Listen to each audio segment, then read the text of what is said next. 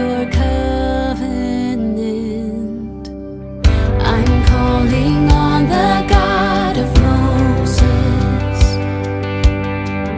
the one who opened up the ocean. I need you now to do the same thing for me.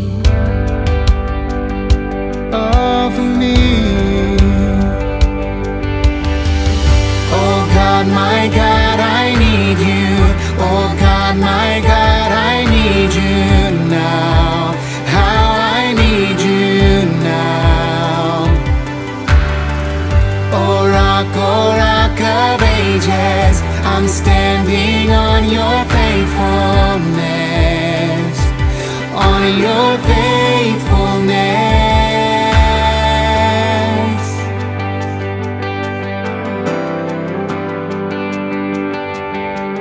I'm calling on the God of Mary,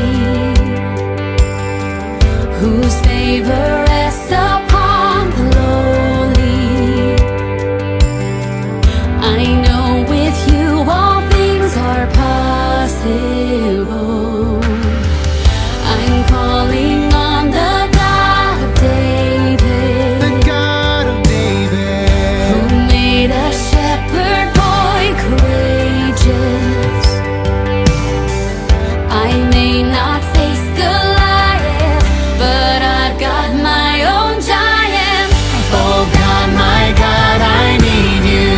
Oh God, my God, I need you now. How I need you now. Oh rock of ages, I'm standing on your faithfulness, on your faithfulness. I'm standing on your faithfulness, your faithfulness. You heard your children then, you hear your children now. You are the same God, you are the same God.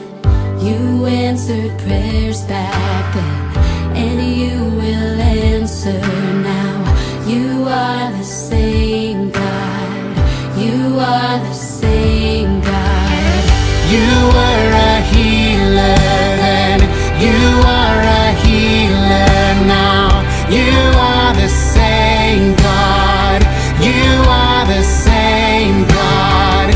You were a savior then, you are a savior now. You are the same God, you are the same God. Oh God, my God, I need you. Oh God, my God, I need you now. How I need you now. Oh rock of ages, I'm standing on your faithfulness, on your faithfulness. I'm calling on the Holy Spirit, almighty river, come and fill me again.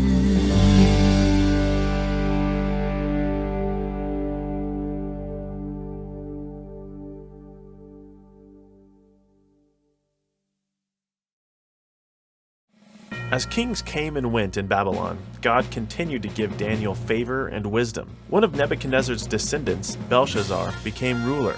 King Belshazzar gave a big dinner. He invited 1,000 of his nobles to it. While Belshazzar was drinking his wine, he commanded his servants to bring in the gold and silver cups that his father Nebuchadnezzar had taken from God's temple in Jerusalem. He wanted everyone to drink from them. He was a big show-off.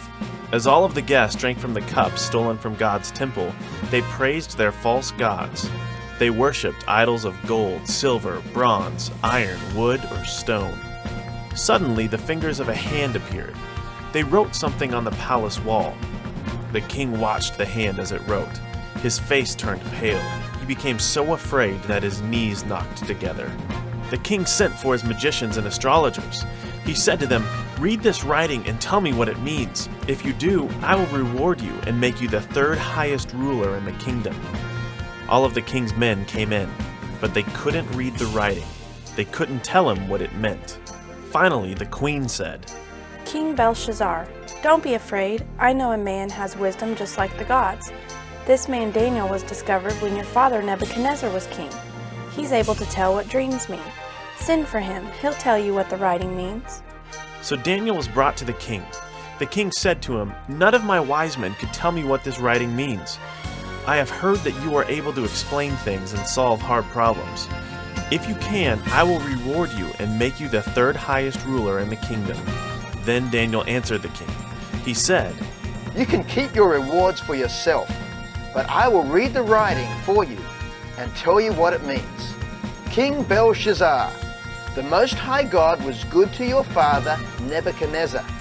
God made him the most powerful man in the whole world, but his heart became very stubborn and proud. So he was removed from his royal throne and lived like a wild animal. He ate grass just as cattle do. He stayed that way until he recognized that the Most High God rules over all the kingdoms of men. You knew all of that, Belshazzar, but you're still proud. You had your servants bring cups from his temple to you and drink from them. You praised your silly statues that can't see or hear or understand anything. But you didn't honor the God who holds in his hand your very life and everything you do. So he sent the hand that wrote on the wall. This is what the words mean. The first two words, Mene, Mene, mean that God has limited the time of your rule and has brought it to an end. Tekel means that you have been weighed on scales and you haven't measured up to God's standard. The last word means that your authority over your kingdom will be taken away from you. It will be given to another empire. Then Belshazzar commanded his servants to give Daniel the rewards he promised. That didn't last long, though. That very night the writing came true. Belshazzar was killed. Babylon was attacked and defeated. Hi there, you little elephant chicken nuggets. It's me, Carl. Welcome to Grow TV. Welcome to Grow TV. Hosted by Carl, where we have fun with our friends, talk about Jesus, and go over everything the Bible has to offer. Now once again, welcome to Grow TV. Y'all, you aren't going to believe where I'm at right now. I'm at the elephant exhibit! And wow, these things are massive. Elephants are the largest land animal, and they spend 16 hours a day eating. No wonder they can't jump. Tell you what, I'm half tempted to jump over that fence and start riding one. But I think there may or may not be a rule against that. Either way, these creatures are just so fascinating. Want to learn some more? Me too. Hey man, how you doing? Hi Andrew, I'm great. I just want to go over some cool elephant facts with the kids. Awesome, I'm always down to learn. Let's hear it. It says here that elephants can communicate with each other from up to 5 miles away. Holy moly, they can also live up to 70 years old? Look at this. This one's rubbing mud all over itself. Apparently they use mud as some type of sunscreen. Who knew? Alright, last fact. It says here that elephants have incredible memory. They can remember faces and other elephants that they haven't seen in over 20 years. That is amazing. I bet King Belshazzar wishes he was part elephant. What in the world are you talking about? It's because, you know, he forgot about the whole... You don't know who I'm talking about, do you? Nope. Okay, well, King Belshazzar was the son of King Nebuchadnezzar. Like we learned last week, King Nebuchadnezzar learned that God is the one true God. And he learned that from Daniel, Shadrach, Meshach, and Abednego. Guys that were brought over from their hometown to live and work in the kingdom of Babylon. These four followed God no matter what. I mean, the king tried throwing 3 of them into the fiery furnace, and nothing happened to them. So clearly the God they worshiped was real. Anyway, you'd think that when Nebuchadnezzar's son Belshazzar became king, he would have remembered all of that, but he didn't. Oh, well, that's a bummer. It really is. There was this one time when he was having a big dinner party, and he asked his servants to go get all of the silver and gold cups. And the thing is, the cups, or goblets as they called them, were very special. Well, how special were they? Well, these cups were taken from the temple in Jerusalem back when Daniel was taken as a slave. They were used to worship and honor God, not for silly parties and worship of idols. But that's what the king was doing. He was using the goblets to worship other gods, who aren't really gods anyway. Oh yeah, well that's like really disrespectful. Kind of sad too. Right? But the thing is, God had a plan. Because as soon as they started drinking out of those goblets, a hand from heaven appeared. A hand? A hand from heaven? Are you kidding me? And it wrote a message on the wall. But the thing is, no one could read it. No one? No one. The king was frightened. He offered a gold necklace and the opportunity to become the third highest ranking official in the land. Whoa, that's a big reward. It sure was. But still, no one could read it. Until the queen walked out and she brought up the name of, can you guess? George Thorogood? What? No. Oh, I have no idea then. Daniel. She told the king about Daniel. Oh, of course. I should have known. So Daniel came out and he told the king that he wasn't interested in the rewards. He only wanted to read and share the message of what God had written. Daniel is the man. But before he read the writing on the wall, Daniel took that opportunity to share a message with the king. He told the king of his father's mistakes, reminding him of how he didn't listen to God. And then Daniel told the king about himself, about how he had turned against God and refused to listen and obey God. Wow, that's some heavy stuff. You ain't lying. And Daniel decided to tell the king about what the writing on the wall meant. He said this, God has numbered the days of your reign and brought it to an end. You have been weighed on the scales and found wanting. Your kingdom is divided and given to the Medes and Persians. Holy moly. So basically the writing said, hey, Belshazzar, your kingdom's guilty of like a lot of things and you're in big trouble. Oh, and by the way, you're not going to be a king for that much longer. Did I get that right? Pretty much. It was a very revealing truth, but the king honored Daniel for telling him what it really meant. So what happened next? Well, everything that was written on the wall came true. That night, the king was killed and a man named Darius became king. Wow, so much happened so fast. I guess you're right about the whole elephant memory thing. Belshazzar should have known better. Yep, all he had to do was take a look at his father's life and the people before him to realize that he should have really been listening to God, especially as king. For sure. I guess that's how we should be living too. What do you mean? Well, think about it. If we think about the people that lived before us, our friends, our family, even people in the Bible, we can look at them and how they lived, the choices they made, even the mistakes that they regret, and we can learn from them. You're absolutely right. We can also look back at what God has told us and others and learn from that as well. It's never too late to start learning from God. I agree. Don't you?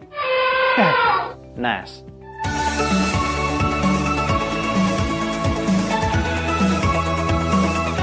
Hey there, kids! Did you have a good time learning more about Daniel? Now, I'm just gonna assume all of you said, yes, we loved it. All right, well, today's big idea is something truly special. It's, I can keep learning. God is with me. Now, you know the drill. Let's roar that big idea out as loud as we can. Ready?